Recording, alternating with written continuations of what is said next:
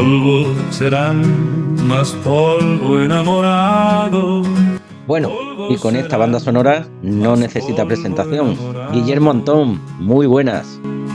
Buen día, Luis. Comienzo con un saludo a los componentes de CEPAIM, una fundación que actúa en muchos frentes relacionados con la justicia social, a quienes estuve impartiendo un par de sesiones intensivas esta semana. Y hoy arranco con el test de Turing y algunas reflexiones sobre las inteligencias.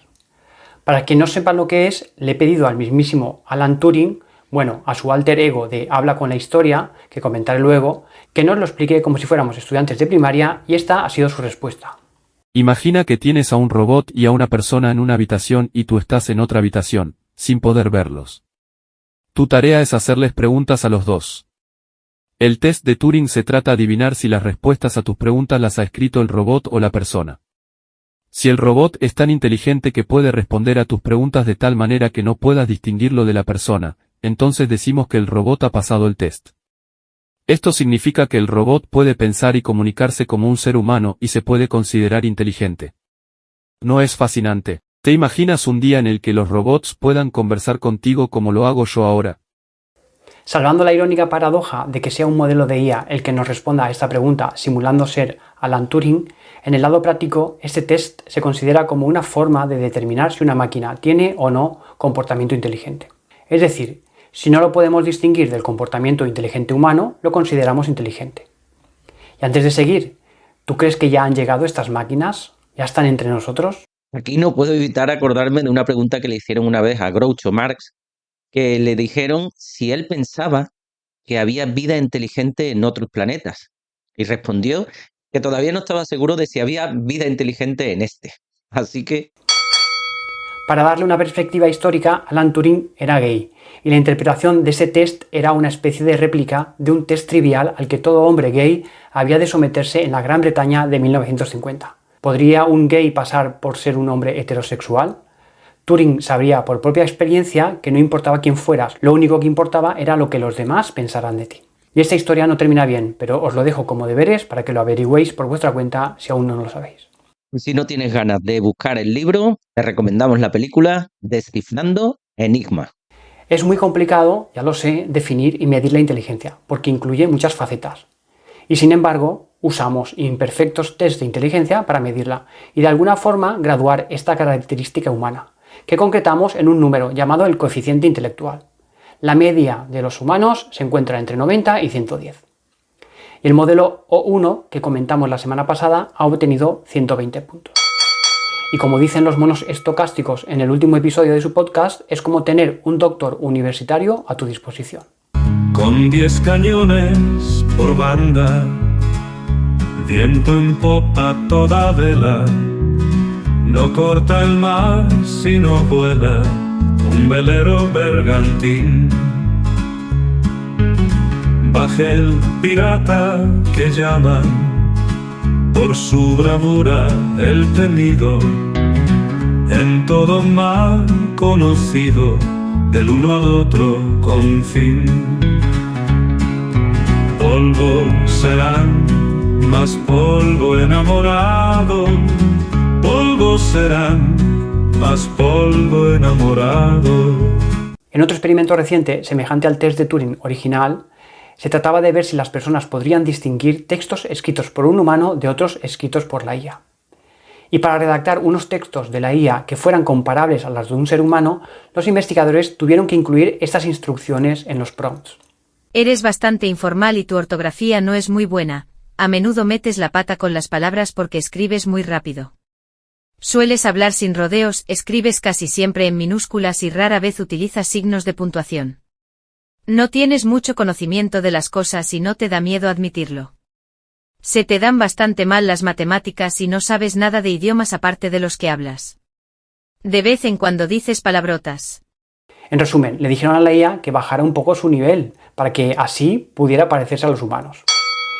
Tenemos ahí otra patada en los a la humanidad. Bueno, ya lo aterrizo con un tema práctico, y es que yo para mi trabajo y vosotros para el vuestro necesito que las herramientas sean lo suficientemente inteligentes como para que lo que hagan lo pueda revisar yo y me sirva. Y no tantas veces voy a necesitar un nivel de razonamiento de un doctor universitario, como también señalan de forma divertida los monos estocásticos. Es decir, no necesito ni siquiera plantearme que las máquinas sean en sí muy inteligentes, solo que sus respuestas lo parezcan al nivel de trabajo que yo hago. Y debo admitir que actualmente, ya ahora, las canciones generadas con Suno, las imágenes de cualquier herramienta de IA y los textos de ChatGPT and Company son muy buenos, o tal vez mejores que la media humana. Los vídeos aún están arrancando, pero será cuestión de un par de años máximo. Y os planteo una comparación que está relacionada con la vida diaria, como una buena situación de aprendizaje de la LOMLOE. Seguro que muchos de vosotros no sabe cómo funciona la tele, pero le dais al botón y se enciende, y cambiáis el canal sin mayor reflexión. Pues algo semejante ocurrirá con las herramientas de IA, que las usaremos sin entrar en disquisiciones filosóficas sobre la naturaleza de la inteligencia, porque recordad que yo soy el profesor productivo y no soy el profesor filósofo.